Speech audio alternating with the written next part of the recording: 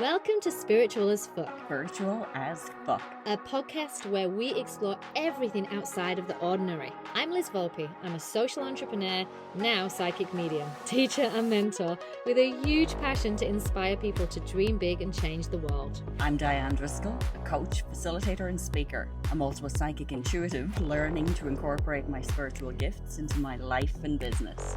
We're here today to share real and raw spiritual stories.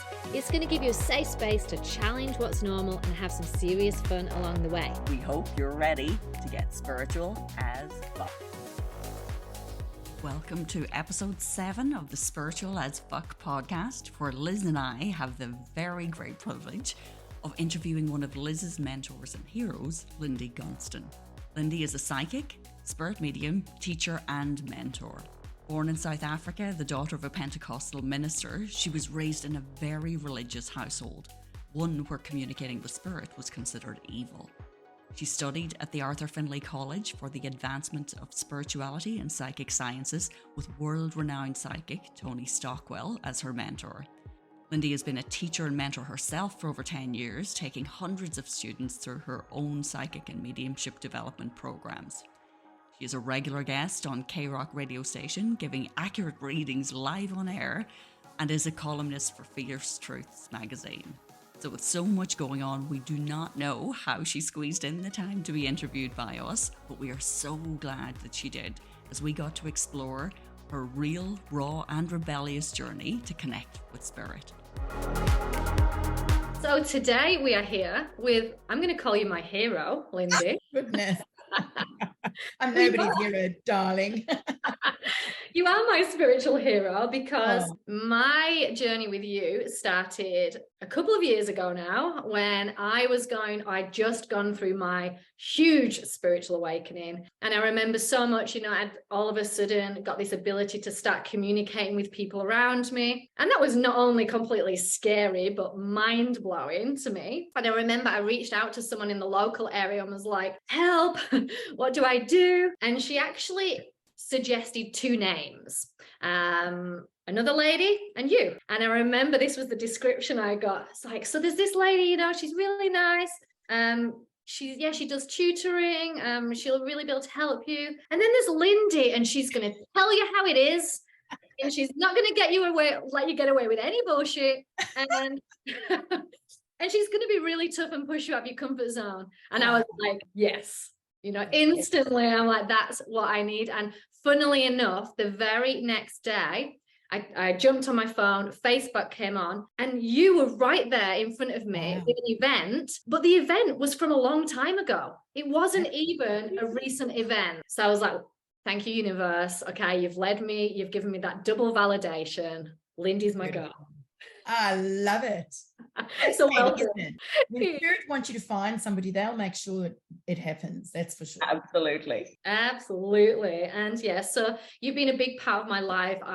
You mentored me. I went through some of your programs, which was just absolutely amazing. And you've helped me to take away the fear I had about becoming a medium, which was huge. It excites me. I'm so excited to see what you get up to, and it really is testament to what I do, when I can see what people are doing with it and how they use their abilities to reach others, and to make that ripple in the pond, because you've done this work before. You've done this work for years and years in the spirit world, and who knows how many other lifetimes. Yeah, absolutely. You're doing incredible work. But I'm really interested, because although I know you as a mentor, I don't really know your story. And from my little read up and stalk of who you are, the one thing that was really interesting was that you come from a very religious family. Yes. And I'd love to just, can you give us a rundown, take us all the way back, tell us a bit about where you come from and what happened to you as a young girl even. Yeah, absolutely. So I grew up in South Africa. My father was a minister. He was a Pentecostal minister. So that's like super religious. My earliest memory, I guess, was of my brother and I sitting on my parents' bed, and my father saying, you know what, if you don't give your life to the Lord, you're going to go to hell. And so this was me 7 years old going, fuck, I'm going to burn in hell, because I'm like, who's this Lord? Why do I have to give my life to him? You know? And so this was the stuff that was going through my little mind. And so I grew up in a very fearful environment. You know, I used to get physically abused. So I would get hidings every single week, emotionally, mentally, you name it. You know, I went through it as a child. I was actually adopted as well. So I was adopted when I was about 4 months old. And I always just grew up knowing that I was adopted. You know, South Africa is quite a conservative country. So a lot of South Africans are religious, not all, but it's very strong in the culture because there's a lot of different cultures all mashed up. But I grew up with a lot of fear. And so I had a lot of spiritual experiences when I was young. Another experience I remember around the age of 7 as well. It was a big time of year in my life, actually, the age of 7. But I remember who I felt was my mum sitting on my bed and getting into bed with me. And I turned around and there was nobody there. But I remember not feeling scared. You know, I just felt some sort of weird comfort. And I just rolled over and I went back to sleep.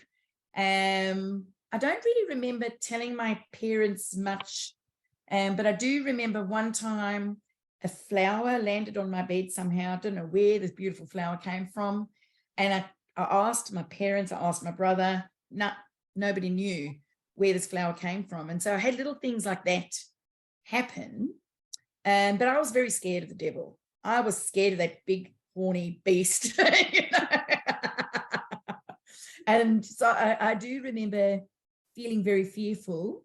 And so when I would consider psychics and mediums, I really thought it was from the devil, you know, I thought, because that's what I was taught to believe in. And so I used to have all these weird experiences, but I just blew them off and I actually pretty much ignored them. And then when I lived in the UK, London, I worked at this very old pub near Heathrow called the Jolly Roger. I do remember that. I always call it the Jolly Wanker, but call it the Jolly Roger. And that was one of my biggest spiritual experiences because I remember going out with all the other people that worked at the pub, coming home one night and got into bed, just about to fall asleep. And I wasn't drunk, not that I remember much anyway, but the door opened and I didn't hear footsteps or anything, but I could feel this massive presence standing at the door. And I was shit scared, you know, to turn around. I could not turn around and look at what was there. And so I just closed my eyes and somehow I managed to get back to sleep. And the next morning I asked everybody and everyone was like, no, don't know what you're talking about. And so little things started happening there, and my brother passed not long after that, and then all the synchronicities started. So my brother tried to communicate with me for about 10 years. Oh, wow. While I traveled, there was all these things. I'm like, nah, not having a bloody bar of it. And until I had a reading with this lady from Scotland, she lived in Perth. She blew my fucking mind right open. And I walked around in a daze for days, just going, holy crap, it is all real, you know? And so all the stuff I tried to push away for 10 years literally came flooding back. And so it was quite overwhelming. It was massive, like yourself, Liz, you know, it was a huge spiritual awakening.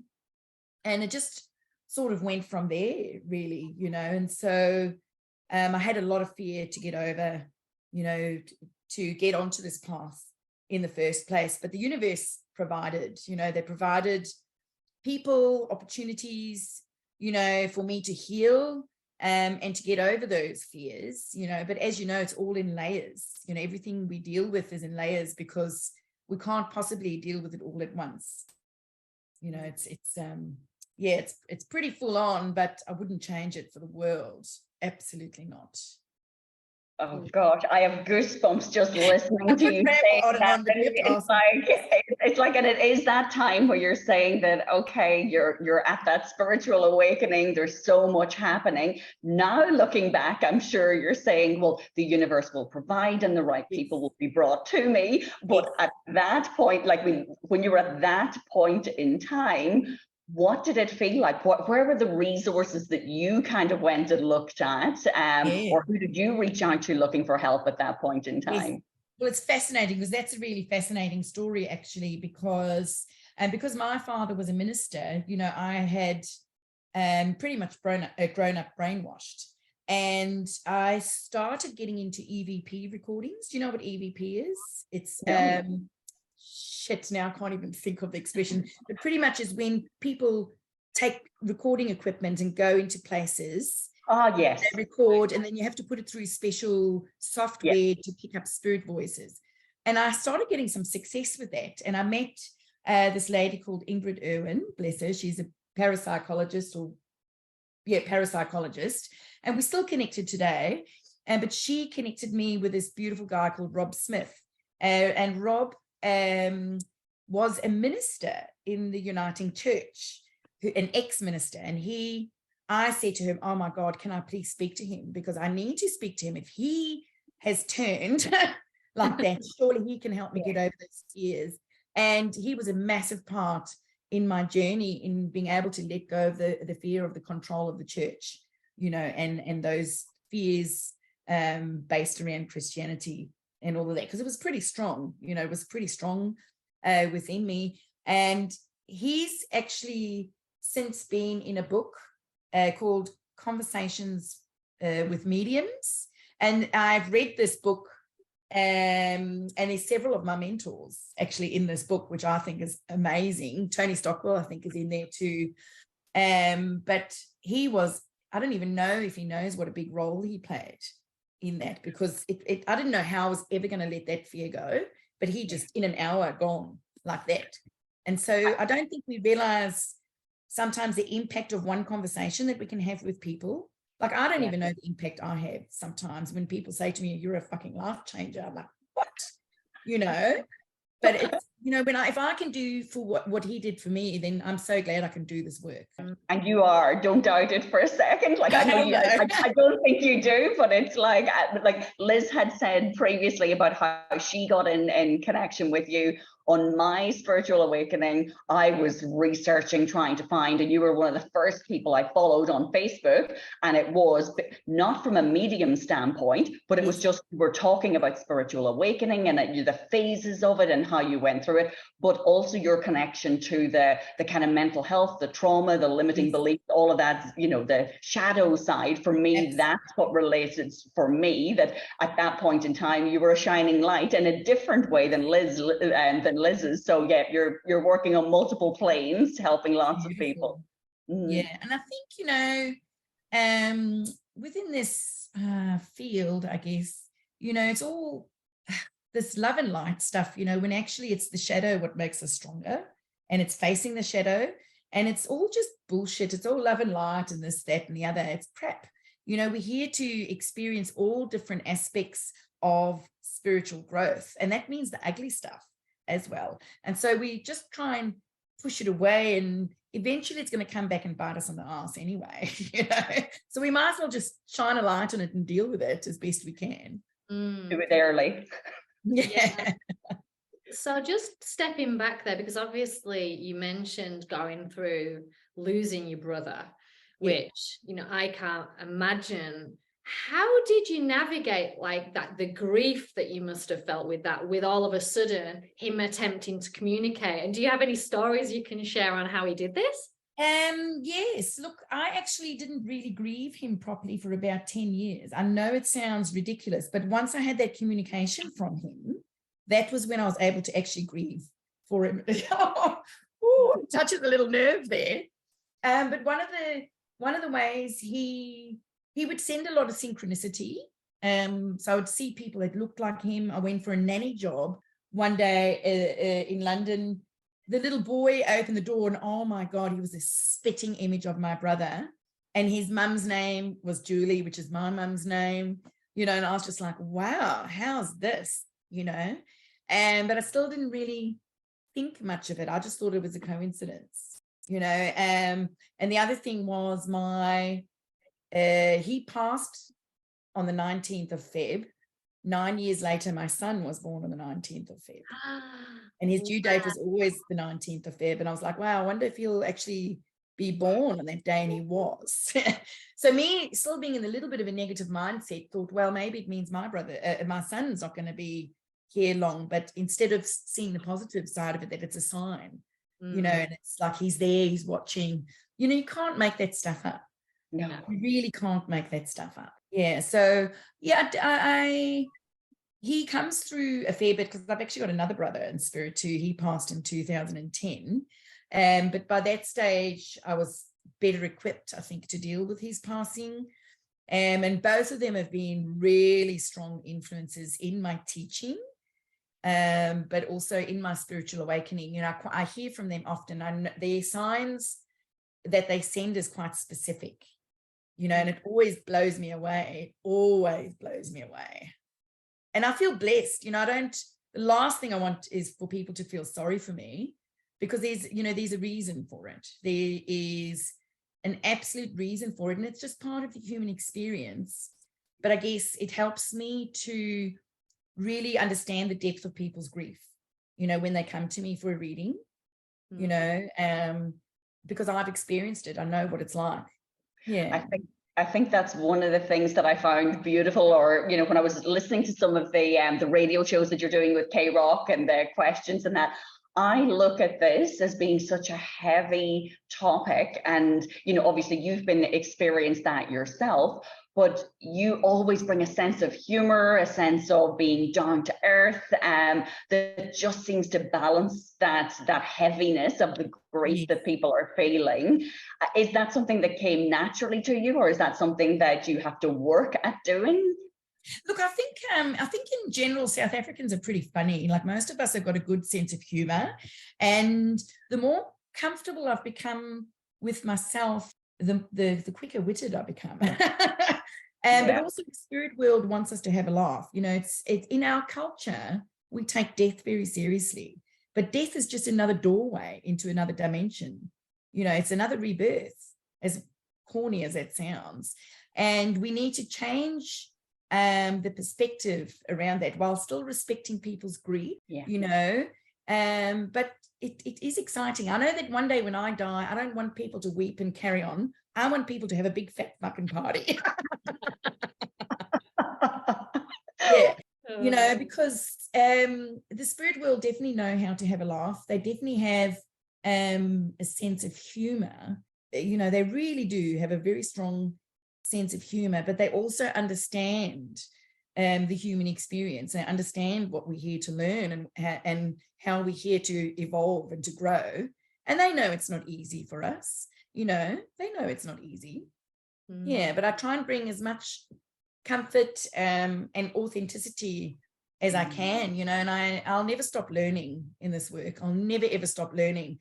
But I've also, you know, got far along on this path enough to realize that I'm fucking good at what I do, and I can own it now. You know, I can own it, because if I don't own it, if I say, oh, yeah, whatever, I'm diminishing all that hard work the spirit world's put into me, but also I'm diminishing that for myself, you know. And it's such an honor and it's such a blessing to be able to do this work. And I think one of the biggest gifts I gave myself is the need to not prove myself, you know. And I've never been a show pony. Well, not much, a little bit, you know, but kind of have to with this work. But I don't feel I have to prove myself to people. I don't feel I have to convince skeptics, you know. If, for instance, I've just gone back onto K-Rock now with Tom Lingy and Loggy, and they're awesome, and I'm sure they won't mind me saying this, but Lingy, when Loggy spoke to me, she said, look, Lingy's a little bit of a skeptic. And I said, look, that's no worries. I said, as long as he's open-minded. And I said, as long as he doesn't try and question me, or, you know, try and trip me up or do stuff like that, then I'm more than happy for him to be there, because it's the energy that they bring. And I could feel him sort of looking at me at the corner of my eye, you know, when I was doing the connections, and he was like, oh, you know. I'm quite interested to see when the little video comes out. I want to see his face. The doubting Thomas is being reduced. Yeah.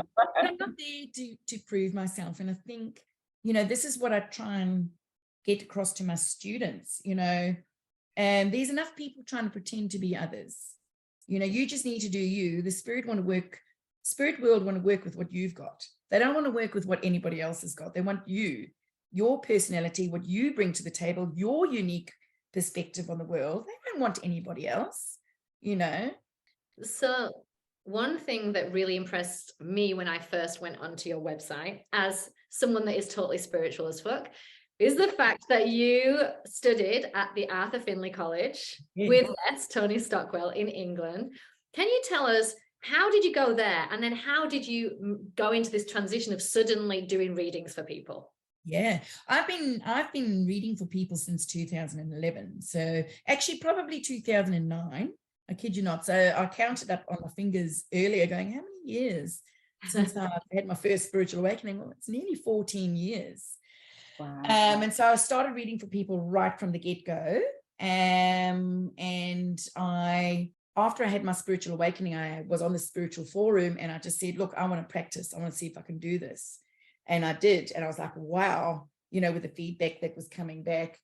And so I started studying with Tony, I think in 2011. And so I studied under him for about 8 years, and with all these different teachers that he would bring to Australia. So I've studied with some pretty awesome teachers, and some of them I dream about before they came, which is really interesting. You know, it was really bizarre. And then I decided not long after I separated from my husband in 2015 that I would go to the Arthur Findlay College. And so I went and spent 2 weeks there, and it was literally like Hogwarts. You know, you'd go up a staircase and go, where the hell am I? And that was an incredible experience, you know, studying there, because you know, there's some of the most well-known mediums in the world that have walked those halls, and some incredible mediums. And I remember being asked to do a DEM, which is what we call it in the spiritualist area, a mediumship demonstration, because I call them audience readings. And I got asked to do a DEM on the stage, the very stage that, you know, all those shit hot mediums, I wouldn't like me saying that, had got up. And I did a joint one with my friend Marco. And so him and I we did an amazing double connection together, and it was a real honor, you know, to be chosen, to get up there. And you don't dare say no, you know, even though there's that big party that's going, shit, can I actually do this? You know? And I'm like, woo. But yeah, we did really well, and it was a real honor to be able to do that. So I did a week of really hardcore mediumship development, and then I did trance mediumship for another week after that, where I pretty much sat on my bum for the whole week. And I was like zonked out after that. But it was an incredible experience. I'd love to go back, actually. I'd love to go back. Yeah, I had a beautiful sort of experience, whether it was really spiritual or not, but I do believe it was, because if I think about it now, you know, it's about freedom. So I used to have this fear of horses. And in the field, I've just remembered this, next to the Arthur Findlay College, there's a low concrete wall. And there was this bunch of not wild horses, but they ex-race horses. And so they would just be in the field. And one day I just hopped over the fence and I went right in there in the middle of the field. And I, not straight away, but in the lunch breaks, I'd go sit by the wall, and the horses would come up to me, and I sort of got to know them. And I think I got a bit bold, and I just hopped over the fence one day. And next thing I was in the middle of 3 horses, and they were just walking right next to me. And I was like, fuck. Yeah. And then I started like sort of galloping a little bit, and the horses were like galloping next to me. I'm like, shit. And then I think I got a bit scared and ran off. But I think, you know, that's all about freedom, you know, and embracing the freedom. And yeah, it was an incredible experience actually to have that there. Wow. And do you remember your very first reading with somebody? Like my very first reading, one of the readings, it was more like a practice reading when I went, wowzers, I've really got this. I think it was more like remote viewing. But I remember I could see her from the top, and she was sitting in a passage on a computer that was coming out of a cupboard. And I remember it was still Hotmail Messenger at that time. And she confirmed everything and even sent me photos. And I said, you're wearing like a black and white striped jersey jumper? She said, yes. And I said, you got your hair up like mine? She's like, yes. And I said, you're sitting in a passage and your computer come out of the cupboard. And she goes, yes. Oh my God. And then I said, you're wearing black knickers. Honestly, I went everywhere and she's like, yes. And I'm just like, oh my God, are you dead serious? And she was dead serious. She sent me a photo. I couldn't believe it. So that's like one of the earliest things, that I remember. Yeah. It's one thing to see the visual, but to be able to penetrate through the layers of clothing just seems like a whole other level. Crazy. It's absolutely crazy. But one of the most powerful readings I've done, and look, I mean, they're all pretty powerful. Not all of them. Some of them are crap, especially if people aren't ready for it, it just sort of falls in a heap a little bit. But Renee for short, we've stayed connected because her son and my daughter have gone to school together.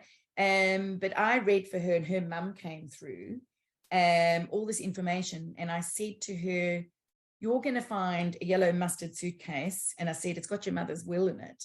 And she's like, nah. The next day she was cleaning and she came across it, cleaning in her mum's house and came across it. I'm sure I could tell the story in a lot more exciting manner, but it blew my mind. Like the post is actually on my business page somewhere, where she left a review or something like that. But it was next level insane, the detail. Oh, and I think I even said that it was in an A4 envelope or something like that, And so, yeah, she was able to put a lot to rest when she found that, Yeah, that was years ago.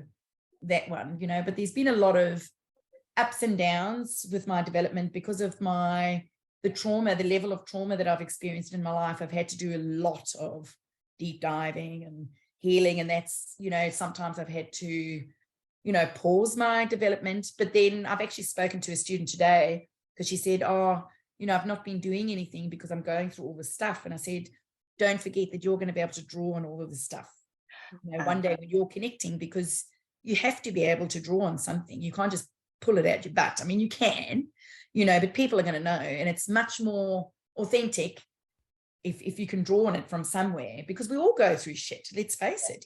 Everybody does. Do you know what I mean? And we all have different experiences. And so you're going to draw those people to you who you can help through your own experiences. I love that you share that. Again, for me, because when Liz and I connected, first of all, I'm like, well, I can't really do a podcast about spiritual awakening and all these gifts if I don't feel I necessarily have them. But my big realization this year has been how much my mental health journey and my spiritual awakening journey are one and the same. And it is like you mentioned it earlier about embracing the shadow and doing that work, because the more we push that down, the more the universe is just going to keep pushing that stuff at us that you're going to have to learn. So I think for a lot of people listening to the podcast, hearing that from you, and the fact that sometimes we do have to down tools and focus on that side of ourselves too, and then more gifts come online for us as we do that. I just think it's wonderful to share that. And how did you, so if I look at Liz's question about the readings that you're doing and the study that you had done, but then now you find your side on the other side of it, where you're the teacher, you're the mentor. It was Liz called you her hero because of the role you've played with her and supporting her growth and development. How did that transition happen? Because now you're doing all of it and more. Yeah, that's it. Look, I've actually been teaching for a number of years. I probably shouldn't have started teaching as early as I did, but I've gained a lot of experience over the years, and I've learned a lot through my own teachers. But a lot of what I teach has actually come from my own healing journey. And what has actually worked for me. So there's definitely stuff that I've passed down from my teachers, without a doubt. And that's what it's all about. It's about sharing those ripples and creating those ripples in the pond. But yeah, I've been teaching, probably like 10 years, wow. 10 years plus. But really only in the last, say, 5 years, really quite strongly. And then even now, I would say over the last 3 years, I've been breeding teachers that are going to go on to do big things such as Liz. Absolutely. I see it. I see it too. And yeah, it's, there's another one of my past students and now friends, Jill, who's organizing the Outback Spiritual Festival in Broken Hill. And she's phenomenal, you know, how she came to me in the beginning and where she is now. And she's creating enormous ripples. And that's what it's about. You know, it's not about getting ourselves onto social media just for the sake of it, but it's getting ourselves out there to actually make a difference and to bring that authenticity to this work, because we all know that there's been so much fucking bullshit in this industry, and it's time for a change, motherfuckers. It's time for a change. And that starts with us, and it starts with us coming to the table as we are. No airs and graces, no TikTok imitations, you know, just as you are, bringing it and keeping it real. And that's what I say to my students, you know, just be you. That's what Spirit want. I think that would be a quote for what do you think spiritual as fuck is? What do you reckon, Liz? Yeah. Lindy, I'm interested to know, because obviously you've got so many students now, and you've had so many people go through your courses. For anybody listening to this podcast that, you know, may have been having mystical things happen, or, you know, something you've said has triggered them to go, well, that's happened to me. What advice do you give to people about this journey? You know, I just think, do you, you know, just do you, and take what you want and discard what you don't. That's it, because there's no one size fits all, you know. For instance, I'm not into spiritual protection and all of that. And I used to fight with this for years. And it took me a couple of years to build up the courage to ask Tony Stockwell what he thought about protection, because I thought, I don't want to come out looking like a fucking idiot, you know. And he goes, you know, that was his sort of response to that. But, you know, I just think, do what you want. If that makes you feel better, then do that, you know. For me, it's too much fluffing around, and I just do it. And I have these boundaries with Spirit. They know where it lies. You know, different folks, different strokes. But I think sometimes people invest too much in what other people say and what they think they should do. And really, you've just got to get to that point where you're in tune with yourself and you can feel it, you know, that feels right for me. That's what I need to do. And be strong enough to be okay with that. Because not everybody is, you know, it's scary going against the grain, isn't it? It's scary for me because I went to a huge, and it's going to a mediumship retreat recently, and it was a bit of an eye-opener. And because I was shot down in flames, you know, for trying to talk about modernizing mediumship. And my whole class shut me down. The teacher shut me down. It was quite traumatic. I had a really challenging week. Wow. You know, because I'm different, you know, because I'm against the grain, because I'm telling it how it is. I'm not doing things in the way that they think it should be done. And so there's a lot of resistance against change in this industry, you know, and it's much needed. You know, we need to reach the masses, and the masses aren't going to go to spiritualist church, are they? Yeah. We need the rebels. We need the rebels, and that's me, darling. Coming through loud and clear. And I think we're probably in your camp anyway. So great. Preaching to the converted. Yeah. Love it. Now, I guess in terms of wrapping up here, because I think I could ask you so many different questions. Where can somebody find you? Because I'm sure that everyone wants to listen to those snippets on K-Rock and see what you're doing with your courses. I know that a couple more programs are coming up next year as well. So can you tell us where we need to go?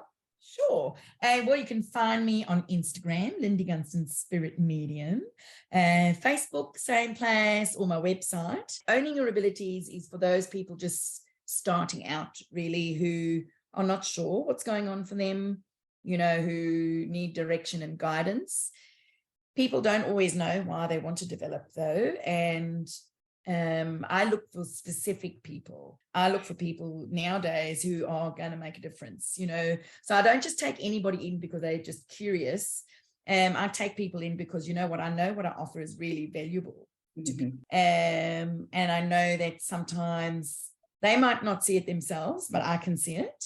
And so I will take them on, and then they blow themselves away with what they're able to achieve. And then that just starts a little chain reaction. What else? What was your other question? Sorry, going on a tangent. And I feel like if you're listening right now, you need to quickly, before anybody else, go and actually go on your laptop and book yourself a place. Bless you, darling.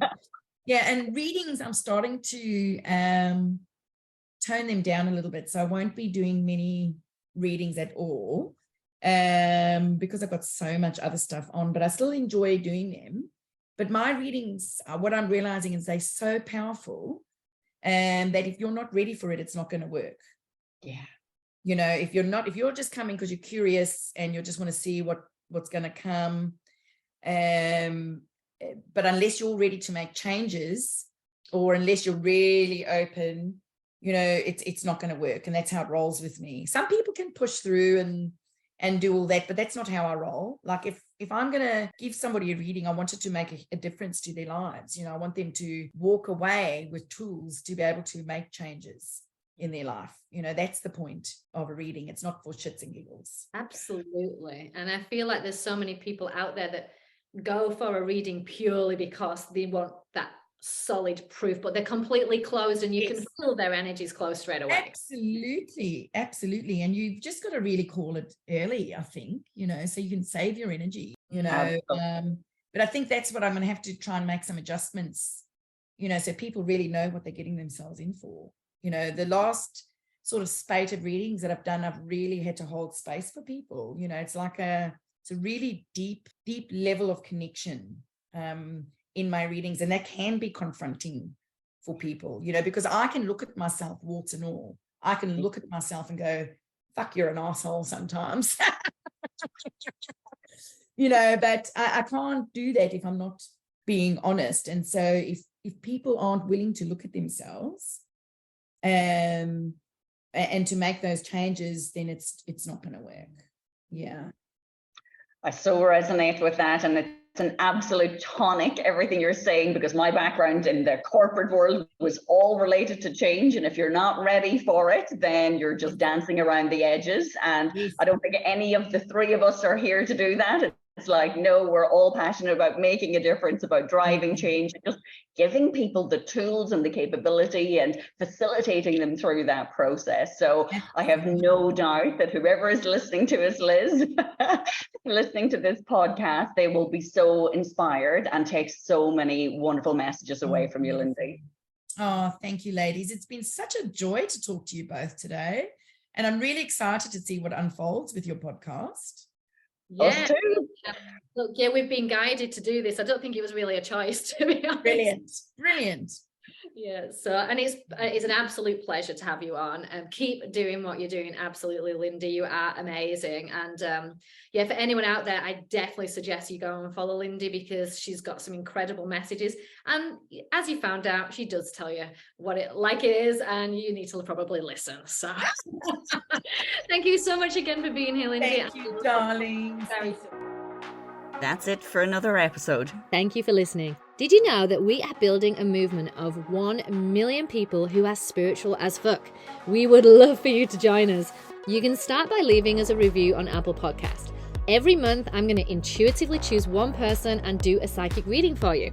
So follow us on Instagram, send in your stories and topic suggestions, and join the movement at spiritual.a.f. Until next time. This is a Guide Your Light Network production, creating podcasts with purpose.